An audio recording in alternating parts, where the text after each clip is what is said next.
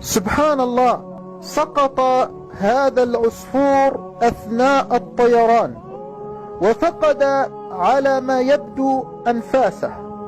طائر آخر الذي لم يدرس CPR الإنعاش يعيده إلى الحياة، وهذا يدل على عجائب قدرة الله جل جلاله.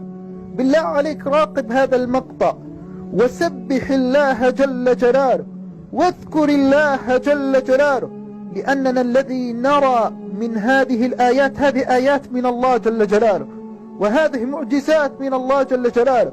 بالله عليك انظر لهذا الطائر وهو يسوي CPR اللي بيسويه كثير من الأطباء أو غيرها يعني من الممرضين ومن هذه الأمور، بيسووا هذا CPR الإنعاش القلبي. فشوف سبحان الله، طائر من الذي علمه؟